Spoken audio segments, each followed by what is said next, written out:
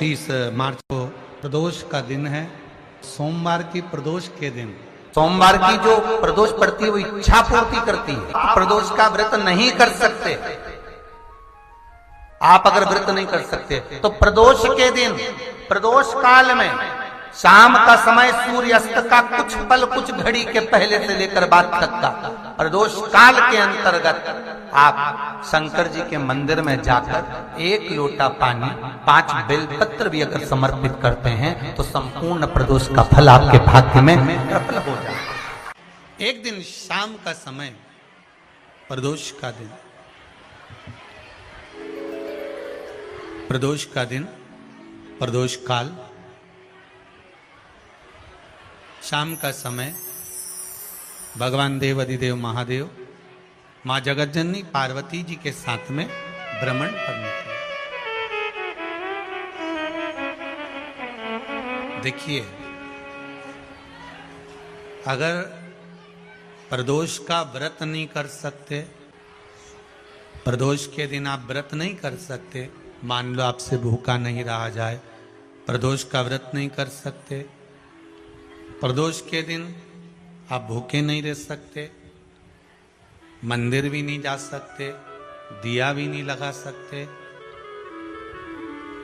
तो शिव महापुराण की कथा कहती है कि प्रदोष के दिन, प्रदोष काल में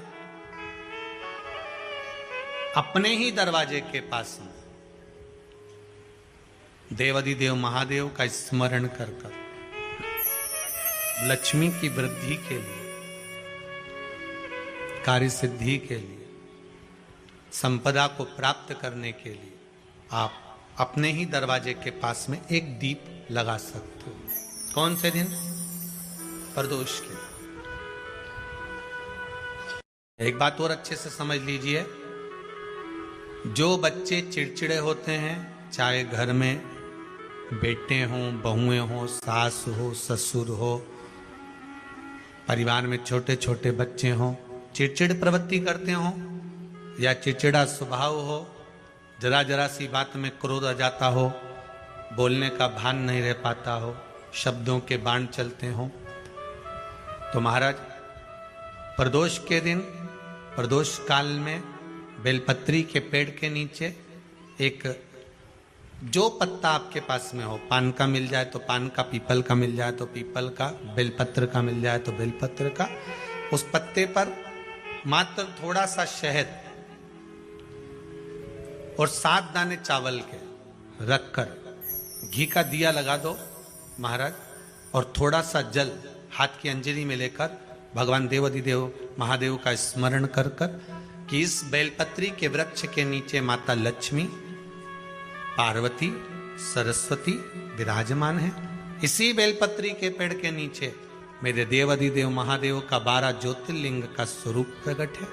उनका स्मरण कर कर जल चढ़ा दीजिए और उसका स्मरण कर लो जो चिड़चिड़ प्रवृत्ति करता हो, क्रोध करता हो, जिसको बोलने का भान नहीं होता हो, सम्मान नहीं देता हो, अपशब्द कहते हो, उनका स्मरण कर कर आप छोड़ेंगे।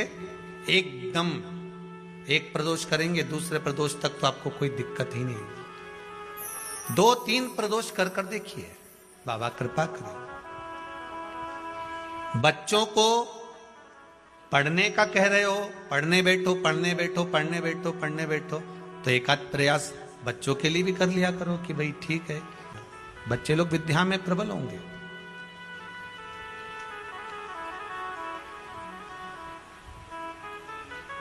शिव उपासना का जो फल है वह 1000 गुना।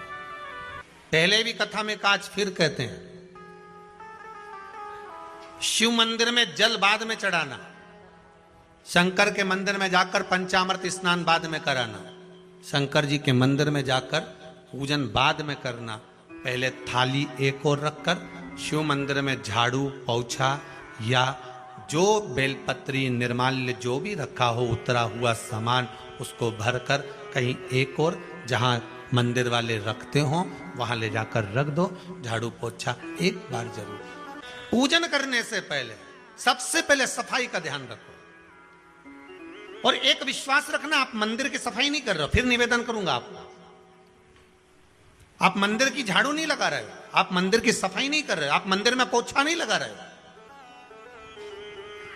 जितना हाथ आप मंदिर में फेर रहे हो सफाई के लिए, उतना आपके जीवन में जितना दुख है, जितनी तकलीफ है, जितना कष्ट है, जितनी बीमारी है, उस पर हाथ फेर रहे हो। मंदिर में नहीं फेर रहे हो।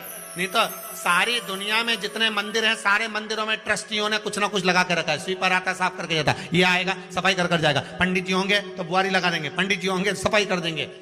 उन्होंने तो पंडित जी को बोल के रखा है कि साफ कर दो, पंडित जी करते भी हैं। पर पहला फर्ज आपका है कि आप मंदिर में आए हो तो पहले आप सफाई करो। क्यों? क्योंकि हम उसका द्वार साफ रखें। आज के समय में तो एक नियम हो गया साहब कि मंदिर में जाते हो तो मंदिर के दरवाजे पर चप्पल उतार के जाते हो। नहीं तो शास्त्र रीति तो ये कहती है कि मंदिर में भगवान सामने बैठा है तो उसके सामने चप्पल भी नहीं उतरना चाहिए। तो कई लोग कहते हैं मंदिर के अंदर थोड़ी ना उतार, हम तो जीने से भी बाहर, एकदम गेट के बाहर वहां उतार, पर सामने तो है ना, सम्मुख में तो है। तुम्हारे यहां अगर 4 लोग दिवाली मिलने आते हैं ना, तो तुमने चप्पल रखने का भी स्टैंड बनाकर रखा है। साइड में उतारिए, दहली पर मत उतार देना, थोड़ा साइड में उतारो। सामने से सब आते जाते रहते हैं, सामने उतारो। सम्मुख में क्यों उतार रहे हो?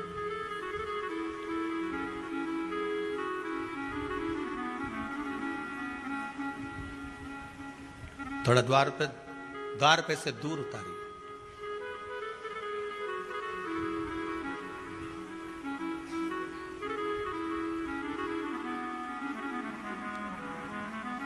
अभी तो कुबेरेश्वर धाम में काम चल रहा है। आप लोग जो दान दे रहे हो, आपके दिए हुए दान से निर्माण चल रहा है। अभी तो आप पहनकर जूता चप्पल भी अंदर आ जाते हो। भले दूसरे मंदिरों में चप्पल पहनकर हमने देखा है, आधिकाधिक मंदिरों में, ब्रजभूमि पर भी बहुत मंदिरों में लोग अंदर जूता पहनकर चले जाते हैं। पर जब तक बाबा नहीं बैठा तब तक तो आप पहनकर आ रहे हो। जिस दिन बाबा कुबेरेश्वर धाम में आकर बैठ गया, उसके बाद वो दोनों गेट पर चप्पल बाहर ही रहेगी। आओ आप, कंकर से शंकर, शंकर जब शरीर से लगेगा तब सुख भोगोगे, आनंद भोगोगे, सुख की प्राप्ति। अपने द्वार पर भी कितना सुंदर लिखा है भविष्य पुराण के अंतर्गत। और विष्णु पुराण में भृगु बाबा का चरण का चिन्ह भगवान विष्णु की छाती पर रहा। भगवान विष्णु की छाती पर भृगु बाबा के चरण का चिन्ह रहा।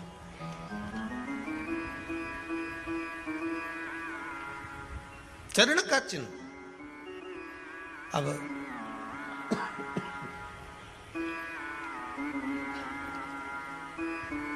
भविष्य पुराण में लिखा है कि अगर हम मंदिर के द्वार पर, घर के चौखट के एकदम सामने चप्पल उतार देते हैं, 7 बार दिन भर में से, कितनी बार? 7 बार विष्णु पुराण कहती है ऐसा कोई दिन नहीं होता जिस दिन दरवाजे पर 7 बार लक्ष्मी आकर खड़ी नहीं होती हो। कल एक कथा कही थी आपको कि प्रत्येक मनुष्य के भाग्य में सुख लिखा है, केवल मंथन करना। भविष्य पुराण कहती है 7 बार लक्ष्मी प्रत्येक मनुष्य के दरवाजे पर जाकर खड़ी होती है, पर द्वार पर चप्पल पड़ी होने के कारणवश वो लौट कर चली जाती है। बहुत ध्यान दीजिएगा महाराज, थोड़ा सा आपको बुरा लगेगा, लग जाए, पर शिव पुराण है, जीवन संवार देगी तो अच्छी बात है। जीवन संवार दे तो अच्छी बात है। मंदिर के द्वार पर हम जब चप्पल छोड़ते हैं, जिस मंदिर की चौखट पर चप्पल छोड़ी है, आप जितनी देर आराधना में लगे रहते हैं उतनी देर तक आपकी चप्पल पर जितने लोग लांग कर जाते हैं, जितने लोग लांग कर प्रवेश करते हैं, उसका भी दुख आपके भाग्य में आता चले जाता है। ध्यान दीजिएगा जरा। चप्पल का भविष्य पुराण में पढ़िएगा कवि की पादुका का महत्व क्या है, पादुका किस ओर उतारना चाहिए, पादुका को कहां रखना चाहिए, किस जगह पर बुआरी झाड़ू को रखना चाहिए, किस जगह पर चलनी को रखना चाहिए। सुई, उस सुई को जिस हाल में सब बैठते हैं उस हाल में क्यों रखा जाता है? सुई तो इतनी सी है, पर जिस हाल में सब बैठते हैं उस हाल में ना तो झाड़ू रखते हैं, उस हाल में ना चलनी रखते हैं। भैया क्यों नहीं रखते? कारण क्या है कि जिस हाल में सब बैठकर बात करें, आवक जावक की बात हो, व्यापार की बात हो, लक्ष्मी की बात हो, प्रेम स्नेह की बात हो, आपस में बैठकर सब चर्चा कर रहे हो, अगर वहां छलनी होगी, झाड़ू होगी, तो बैठे बैठे बात करने में विवाद चालू हो जाएगा। 15-20 मिनट तुमने बहुत प्रेम की बात करी, अच्छे से बात करी, पति पत्नी बहुत प्रेम की बात कर रहे थे, मालूम पड़े बात करते करते से कब झगड़ा उत्पन्न हो जाए तो समझ में नहीं आया। हमारी बहू को क्या हो जाता है, बैठे बैठे बात करते करते झगड़ा कर देती है, जरा सी बात में झगड़ा चालू हो जाता है। कारण क्या है? जिस हाल में तुम बैठ रहे हो, जिस कमरे में तुम बैठ रहे हो, जिस हाल के अंदर सब बैठकर चर्चा करते, बात करते, चित्त करते, आपस में बैठकर सब लोग एक दूसरे के बातचीत करने बैठे हैं, आय व्यय देखने बैठे हैं, दुकान व्यापार की बात करने बैठे हैं, उस जगह पर भी झगड़े का क्रम कहां से आ गया? एक ना एक का मुंह क्यों फूल गया? कारण क्या था? कोई बात टेंशन क्यों आ रहा है? मतलब उस हाल में या तो चलनी रखी है या झाड़ू रखी है, भले तुमने सोफे के नीचे फंसा दियो, भले तुमने पीछे फंसा दियो, पर पड़ी जरूर है, रखी जरूर है, कहीं ना कहीं पड़ी होगी। क्यों कहते हैं कि जिस हाल में आप बैठ रहे हो, जहां पर आप संपदा की बात कर रहे हो, दौलत की बात कर रहे हो, व्यापार की बात कर रहे हो, व्यवसाय की बात कर रहे हो, उस हाल में अगर कहीं कैलेंडर टंगा हो, कोई सामान ऐसा रखा हो, कोई पर्दा ऐसा लगा हो, कोई चीज ऐसी लगी हो, तो उसमें एक सुई उसमें रख दीजिए। क्यों कहते हैं? हमारे यहां दूल्हा भी जाता है ना, तो उसका जो साफा बनता है या जूता उसको पहनाते, उस तक में पिन टच करके भेज देते हैं। बोलो सही है कि गलत है? दूल्हा तोरण लगाने जा रहा है, दूल्हा तोरण देने जा रहा है, तो उसके जूते में भी पिन घुसेड़ कर भेजते हैं, पिन लगा कर भेजते हैं, उसके साफे में पिन लगा कर भेजते हैं। एक भले सुई नहीं लगाएंगे तो आल पिन लगा कर भेज देंगे। क्यों भेजते हैं? उसका कारण क्या? कि लक्ष्मी को लेने जा रहा है, संपदा लेने जा रहा है, और जिसको वो ब्याह करने जा रहा है उसका संबंध सुई और धागे के संबंध जैसा हमेशा सिला हुआ होना चाहिए, उधेड़ा ना जाए, कैची जैसा कटा हुआ नहीं होना चाहिए। एक एक प्रमाण को जरा देखो तो। और दुनिया के लोग कहते हैं साहब हमारे यहाँ तो सुख नहीं है, शांति नहीं। शांति तुमने भंग करी, कोई दूसरा भंग करा। चप्पल उतार दी दरवाजे पर, मंदिर के द्वार पर। हम तो यहाँ तक कहेंगे पशुपति व्रत करने जा रहे हो, पशुपति व्रत को धारण करने जा रहे हो, एक सोमवार मत पहनो चप्पल। जब मंदिर जा रहे हो तब दिन भर पहनो, मंदिर जाओ मत पहनो। कोई जरूरी है कि मंदिर पहनने चप्पल पहनना जरूरी है? मत पहनो। मंदिर के द्वार पर जहां भगवान विराजे हैं उसके द्वार पर अगर आपने चप्पल उतारी है, आप तो अंदर चले गए, पर जितने लोग लांग रहे हैं उसका मालूम, उसका स्मरण कितना कितना गया। छाता, चप्पल, आसन, मांग का टीका, इसका भी वर्णन पहले कर चुके हैं कथाओं में, आप लोगों ने सुना होगा। छाते का भी वर्णन किया। किसी का छाता बारिश में तुम लेकर आ गए, पानी गिरने लगा, जी जी तुम्हारा छाता देना, छाता तो लेकर आ गए, पर जितने दिन तुम्हारे घर में रखा हुआ है उतना दिन तक हिसाब लगा कर रखना कि 15 दिन रखा तो तैयारी रख लेना। 15 दिन में कितने घंटे हुए, कितने घंटे कितने पल, उतना आपको दुख भोगना पड़ेगा। दूसरे का छाता आया, इसलिए कोई प्राण छोड़ता है, मरता है, तो उसके पद में यही सब चीजें देना पड़ती। क्या क्या बोलते जाओ, छाता, चप्पल, आसन, माला, सब देना पड़ता है। बोलो देते कि नहीं देते? तो क्यों देना पड़ता है छाता? क्या काम का कि छाता देना पड़ेगा? क्या व्यक्ति 24 घंटे क्या धूप में रहता था कि पानी में रहता था जो छाता देना पड़ेगा? चप्पल क्यों देना पड़ेगा? किस लिए देना पड़ेगा? उसका शास्त्र प्रमाण।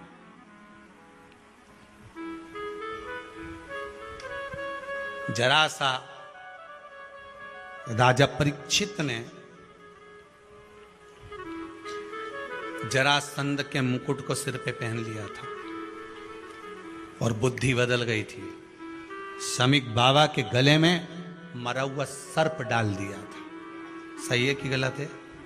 केवल मांग का टीका अर्थात सिर पर मुकुट बदला और काम हो गया। बहुत ध्यान देना पड़ता है महाराज, बहुत ध्यान देना पड़ता है।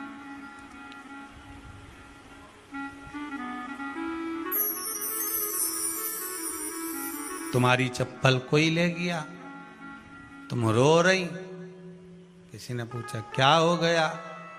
मेरी चप्पल कोई ले गया था, फिर मैं दूसरे की ले गई। तुम्हारी कोई दूसरा ले गया, तुम दूसरे की ले गई।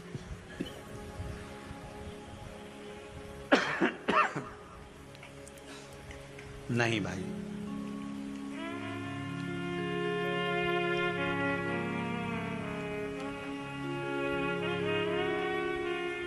उसको प्राप्त करने के बहुत तरीके हैं। एक सत्य बात कहें, 7 बार लक्ष्मी प्रतिदिन मनुष्य का द्वार झांकने के लिए आती है। ऐसा कोई दिन नहीं जाता जिस दिन तुम्हारा भाग्य भगवान पलटने के लिए नहीं बैठा हो। वो तो इंतजार करता है कि ये गेंद फेंके और मैं चौका छक्का लगा दूं। वो कहते हैं ना, एक ओवर में कितनी गेंद फेंकते हैं? जम के बोलो। अरे एक ही फेंकते हैं।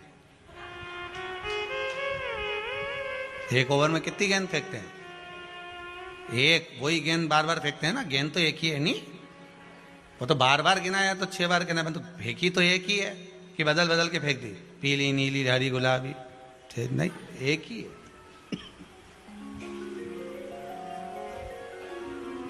बदल बदल कर आया, गेंद एक ही थी, फिर फेंका कि ये तो वाइट निकल, फिर फेंकी, गेंद वही है, गिनती में 6 जा रही है। 1 साल निकल गया, 1 दिन निकल गया, फिर गेंद फेंकी। अरे साहब, एक भी रन नहीं बना, फिर फेंकी, अभी भी नहीं बना, फिर फेंकी तो क्या बाउंड्री तक तो पहुंच गई है।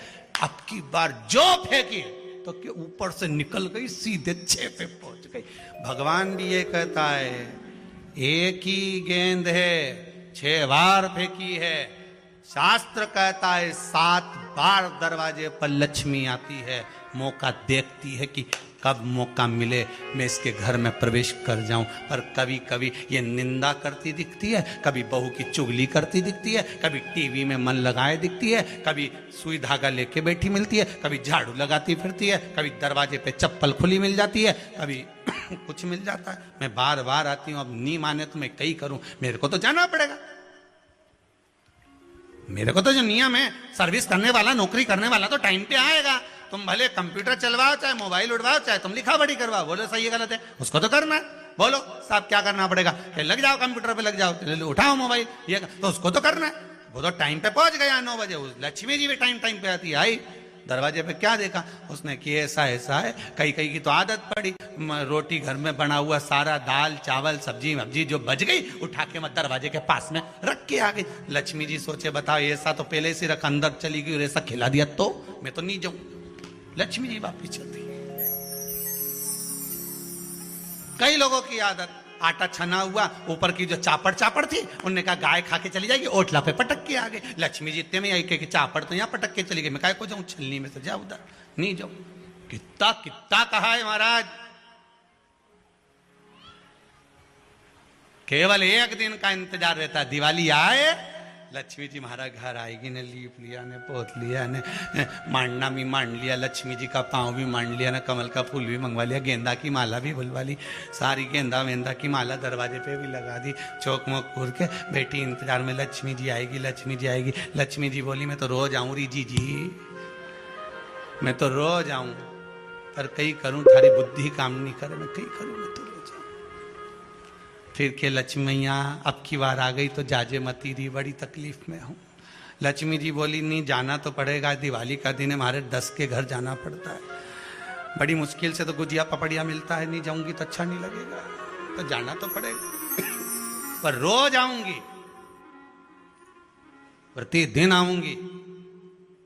तू अगर मुझे रोक सकती और अपने घर में बुला सकती है तो बुला ले, और आऊंगी मैं प्रतिदिन और जाऊंगी भी मैं प्रतिदिन। लक्ष्मी आती भी खूब है और जाती भी खूब है, एक जगह टिकती कभी नहीं है। बस उसको बुलाने का तरीका होना चाहिए।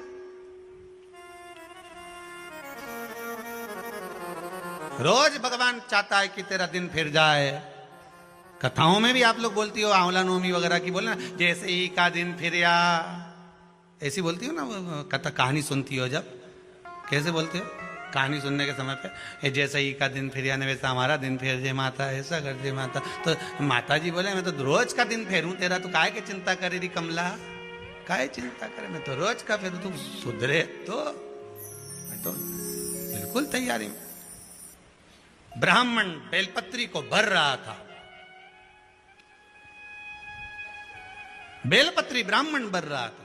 पार्वती जी ने शिव जी से कह दिया इसके पास कुछ भी नहीं, आपका भगत है ये, आपका भगत है, इसके पास कुछ भी नहीं है, आप कृपा नहीं करोगे। शंकर भगवान बोले आज प्रदोष का दिन है, प्रदोष काल में ये मेरी सेवा में लगा है। सुनो पार्वती, जितनी बेलपत्र इसने उठाकर रखी है वो बेलपत्र स्वर्ण मुद्रा के बराबर हो जाएगी, तो चिंता मत कर। शिव पार्वती को कहकर चल दिए। शंकर पार्वती बात कर रहे थे, इतने में एक सेठ ने सुन लिया कि जितनी बेलपत्र भर के ले जा रहा है उतनी स्वर्ण मुद्रा हो जाएगी। बनिया ने सुन ली, सेठ ने सुन ली, तो जैसे ही शंकर पार्वती गए, सेठ जी उस ब्राह्मण के घर चले गए, 100 सोने की मुद्रा देकर कहा जितनी बेलपत्र है चढ़ी हुई मुझे दे दे, जो चढ़ी हुई बेलपत्र है वो मुझे दे दे।